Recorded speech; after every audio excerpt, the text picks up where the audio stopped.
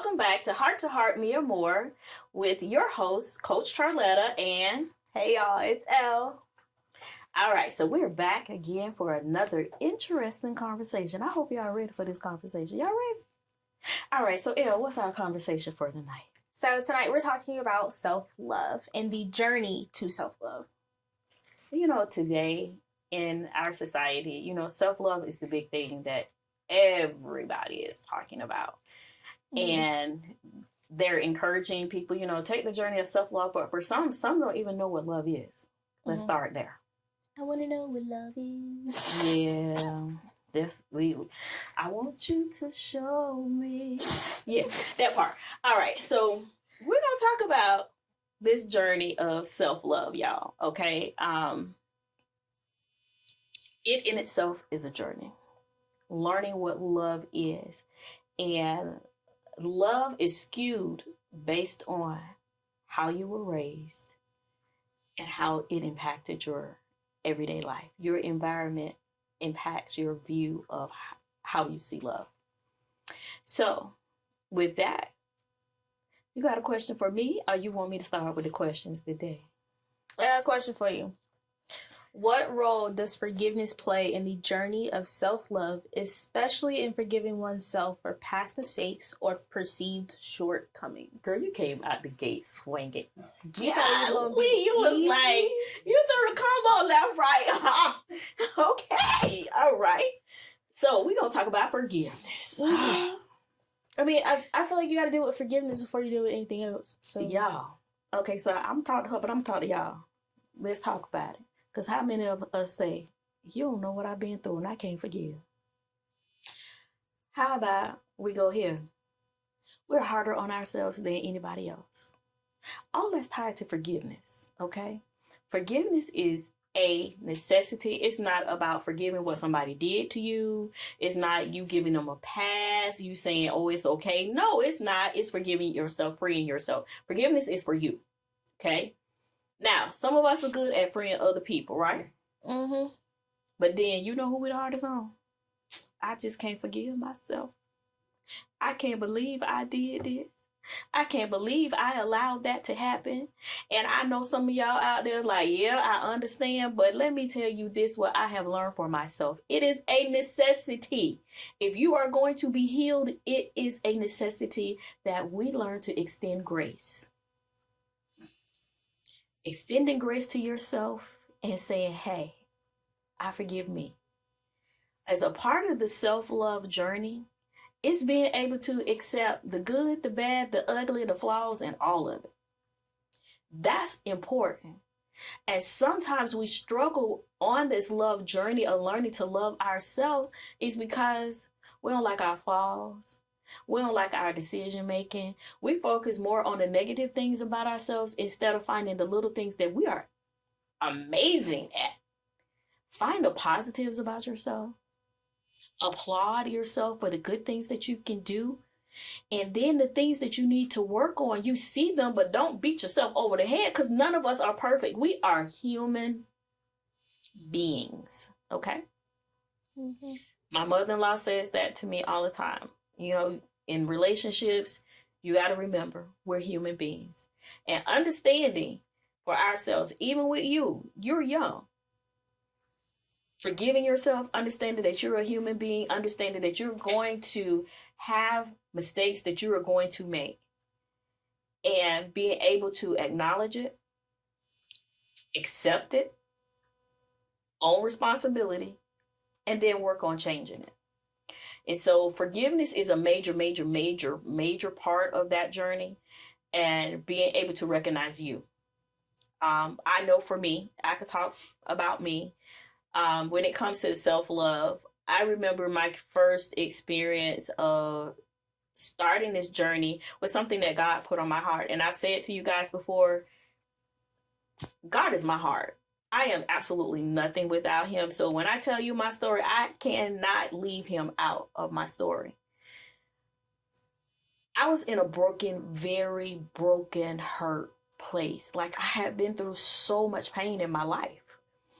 And one day he was like, look in the mirror and tell yourself you love you. Man, I couldn't even look my own self in the eyes. Like couldn't. Like that, you talking about starting a healing journey? But I worked at it every day. And I got to the point where I could look in the mirror and say, I like this about you, but I definitely don't like that about you. And I definitely don't like the way you did that. That's a part of starting the self-love journey. Mm-hmm. And it was important for me to take that step. One, because that's what God told me to do. But it healed me enough to be in the place to be able to receive love when I met my husband. Because I honestly believe if I hadn't started that part of the healing journey, I would not have been able to embrace him. I probably would have wounded him and pushed him away. So with that being said, I learned to forgive myself. But I thought that was it. I forgave. I was healed. I wasn't where I was. I knew I was in a different place. I met my husband. I started moving forward in life. But I thought that's where self-love stopped. But what I can tell you now is self-love is a continual healing journey. Mm-hmm. Because we're always going to need to be healed, because something is always happening every day in our life, that there's something that has to be healed.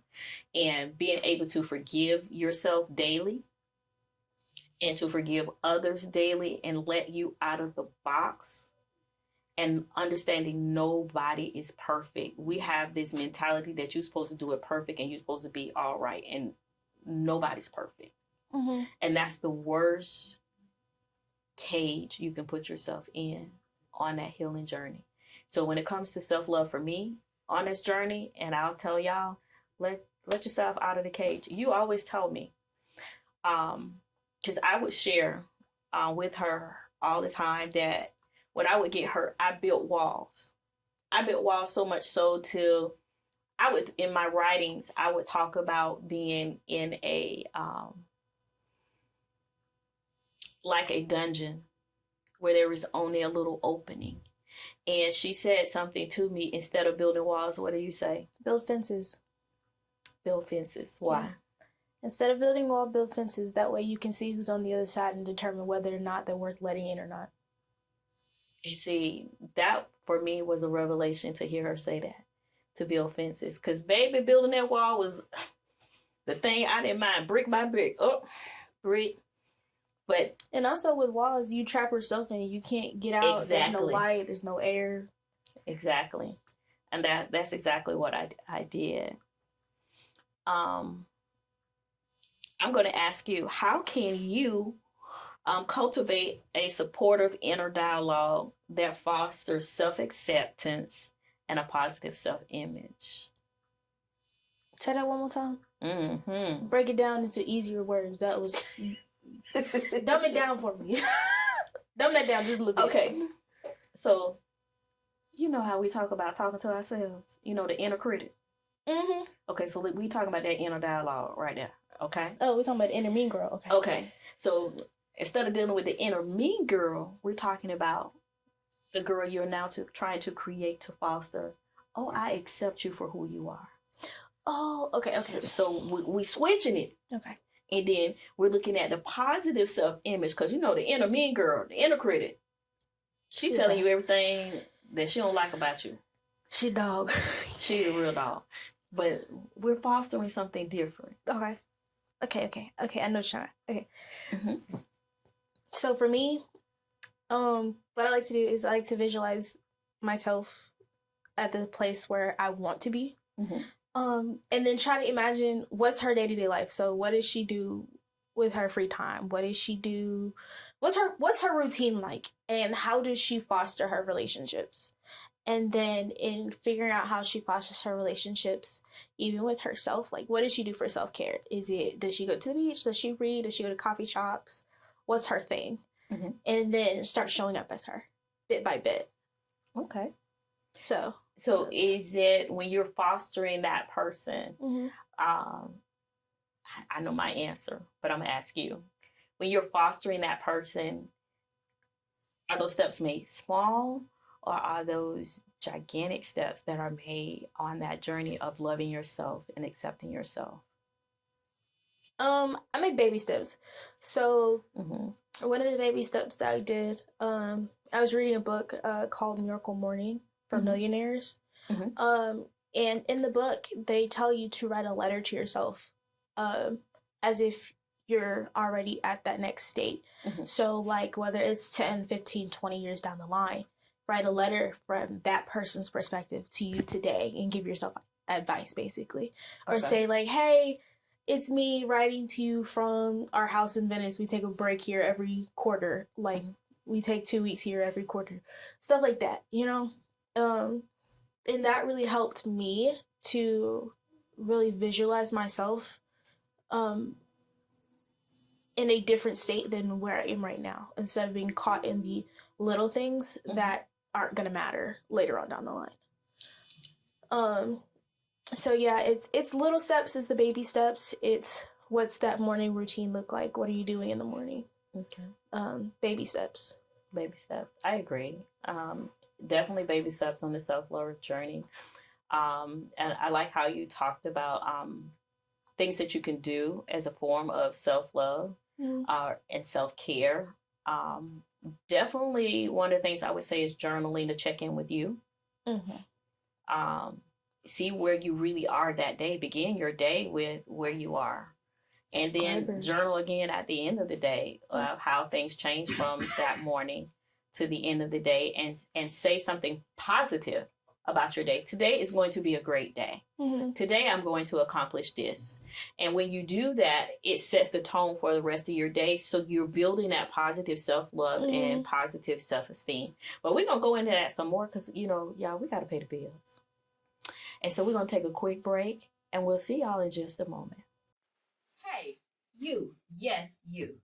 I know life is lifing, and sometimes you feel like, what am I going to do?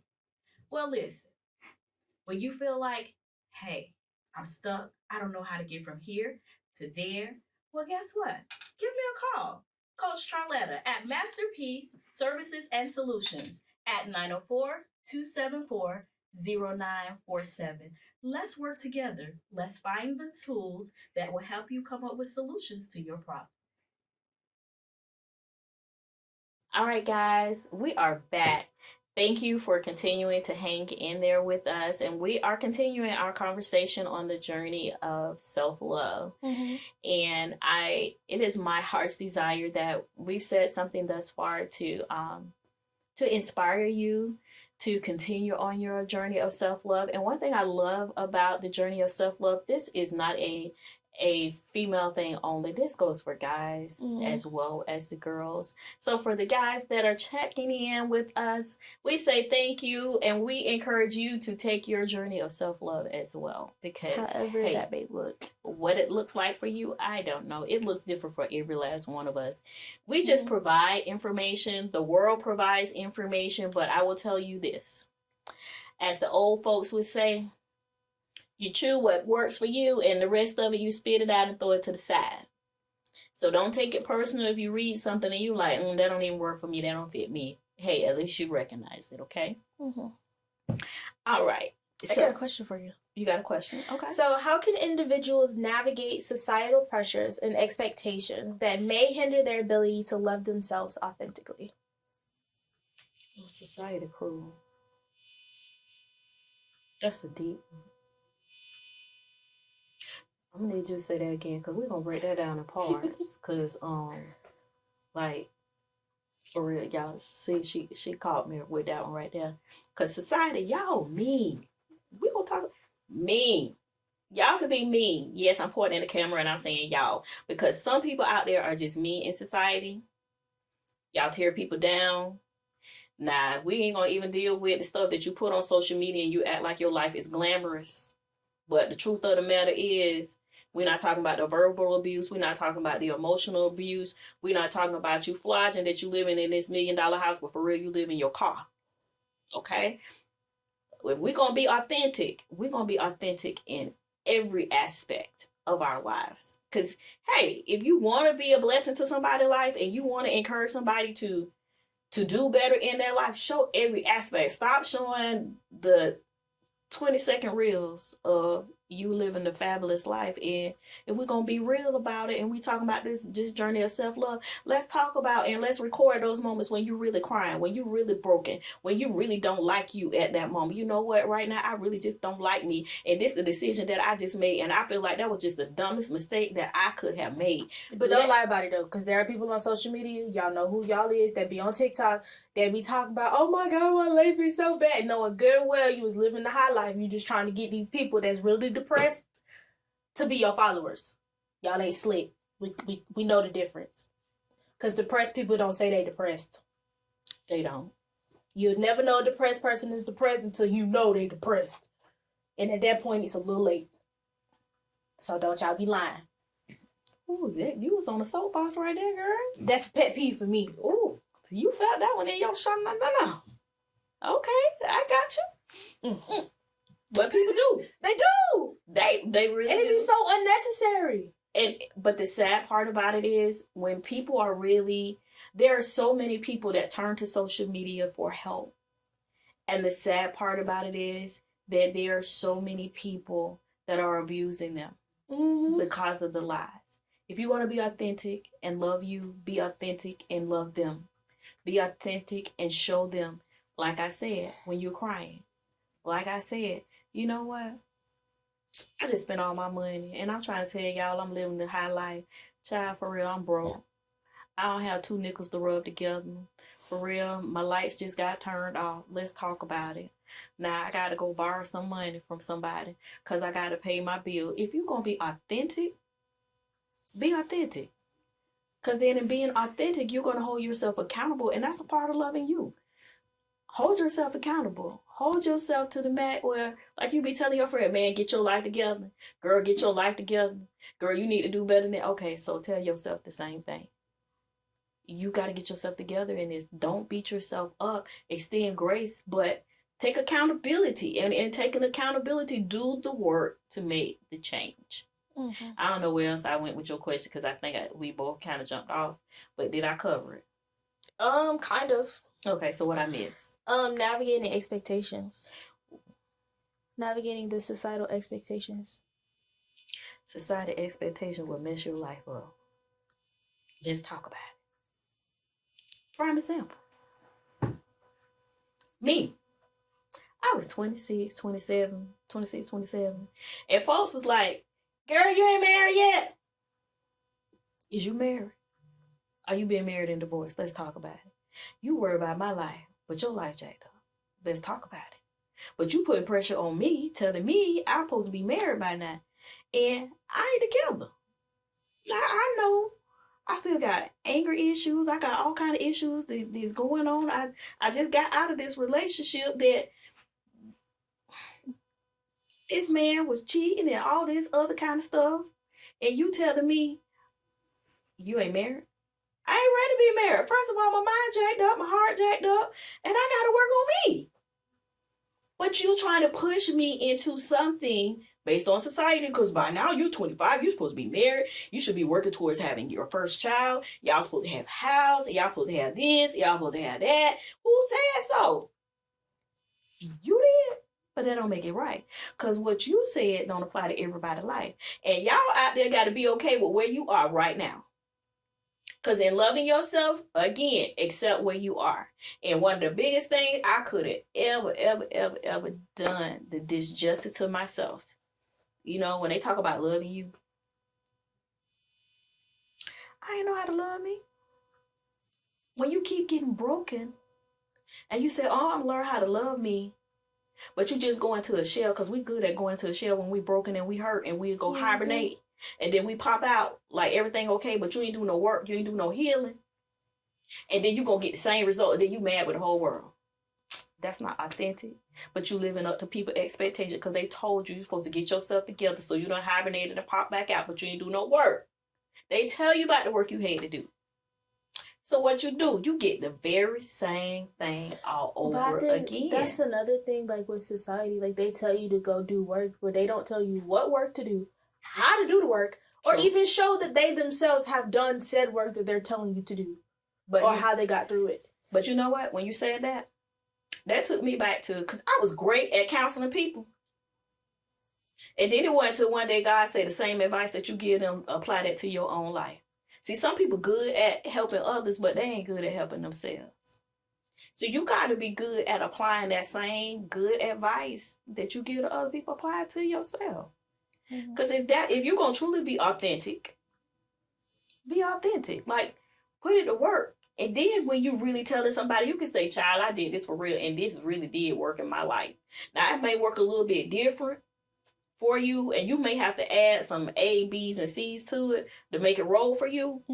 But I can give you the basis for the beginning. And it don't have to be exactly like mine, but let people know that. But people expectations is, when it comes to love and healing, some people expectation is you got to do it to the wire, to the T, just like they said. And baby, it don't fit everybody the same way. It just don't work that way. So you got to give each other space to go through that love journey and work on themselves. Yeah, definitely. I also feel like with expectations, like even with people like fresh out of high school, like that period, that like 10-year period after high school, everybody expects you to go to college, get married, have a good job. And the reality is, we don't know nothing. High school don't teach you nothing but to follow the leader. But follow the leader, and if the leader jump off a bridge, I guess we all jumping off the bridge. High school doesn't teach us anything. Like, they don't teach you any like skills. We don't learn any life skills. Like, they don't teach you anything. And the things that they do teach you isn't really helpful to living life. And I can speak to that 10-year period. I'm in the middle of the 10-year period. I'm at year four out of high school, and I've started over so many times. People are like, oh, what are you doing now? Oh, I'm in school for this. But when you just in school for that, listen, mind your business. At least I'm still in school. What you doing? What you did? You're just mad. I've noticed that a lot of adults get mad at young people who start over constantly and are constantly trying their hand at things to see what they're good at and what they really like to do. They get mad because we have the courage and we're brave enough to do things that they wish they would have done. They were just too scared to veer off the normal path, which is, oh, I'm gonna go to college for 4 years. If you weren't a good test taker in high school, that's not gonna change. As soon as you graduate, it's not gonna happen. And it won't. If you were not good at sitting in a classroom, sitting still for 8 hours, college might not be for you. Trade school is still school. Like, and honestly, a lot more people make better money from going to trade schools than going to a 4-year. How many people are homeless that have 4 and 5 degrees? But they obviously own the street. So you can't really expect everybody to follow the same pathway. Like, I don't remember who it was that said, I want to say it was Carnegie. Don't quote me on it. But there's a quote that he literally was, when they made the school system, it was, they wanted a nation of workers, not thinkers. So the school teaches you to work, not to think. And you are absolutely correct. And Rockefeller. It was Rockefeller. Who said that? That is exactly what has happened. But as I was listening to you, this is what got me. And I didn't think about it until just now. Giving yourself the ability to start over again is a form of self-love. You are loving yourself enough to say, this isn't working for me. I don't like it. Let's try something new. That's self-love. That's loving you, giving yourself the space to, hey, let's do something else. And to recognize that something isn't working for you. One of the things I was thinking about was recognizing your flaws and your weaknesses. We kind of talked about that earlier. And I heard somebody recently say, don't focus on your weaknesses. Focus on your strengths. And as you focus on your strengths, things will start to shift and get better in the weaker areas. And I think in our society, was so hammered so hard that the negative. It's okay to identify them, but don't beat yourself over the head, because if you keep strengthening the strengths, then the other stuff in your life is going to balance out. It's going to balance out. It's going to adjust. You can read, you can take small steps to work on those little areas so that you become healthier. Mm-hmm. And you learn to love you even the more. And understanding how our society is, and like you said, our society has raised us to be workers. Mm-hmm. And I'll never forget one time, and this is a part of loving you. Don't let nobody get you hemmed up in no stuff. I was looking for a vehicle one time, and the car salesman said, "Oh, just live the American dream and just get this car." And I was like, "You see how much this car is?" I said, "First, the American dream is not a dream. It's hell. It's chaotic. It's live to pay bills and die broke. You ain't got nothing. That's not a dream. That's a nightmare." And the guy was like, "You really said that?" And I did. Because you're not teaching me how to live an abundant life, a healthy life, a free mentally, free spiritually, where I'm enjoying life, where I'm in a happy space. If you want to teach the American dream, teach us how to be happy. Teach us how to embrace ourselves. Teach us how to heal. Not do as I say. And as you say, not be thinkers. That's where they jack us up at. Follow the leader. Follow the leader. So, we've been saying a whole lot tonight, today, whenever you're watching it. But I'm glad you're watching it. I just want to say to you, wherever you are, it's never too late to start the journey of learning to love yourself. It's important to forgive you. Take the time to say, "I'm sorry," to you. Take this time to say, "I forgive you for the mistakes you made." Take the time to recognize that you don't know everything. None of us know everything. And we're always on a learning journey. Nothing is a loss. It's a lesson. Mm-hmm. And what you going to do with that lesson? You going to learn from that lesson? Because I see you over there rolling. Like, you trying to keep it together. It's all in your soul. You're laughing. So what you got to say to help us round out the end of our session on self-love? Laughter is a form of self-love. It is. I don't care if you are in a very serious situation and you're like about to cry. I dare you to start laughing. It'll make you feel better. Laughing is a form of self-love. That's something I learned from one of my instructors. She was one of those people who would always say, if something bad's happening, just take a step outside, away from the people who gonna be offended that you laughing. But go step outside and laugh. Like, even if you look like a maniac, go laugh. Because it releases those endorphins. So it makes you feel better. Yes. So go laugh. Go outside and laugh. Laughter is good for the soul. It just makes everything better. Get some sunshine. It'll do you so good. Oh yes, sunshine and laughter. Let the sun just bask on your beautiful skin. But again, we thank you for joining us here on Heart to Heart Me or More with your host, Coach Charletta and Elle. And again, we say thank you. As always, it's from our heart to your heart. Thank you.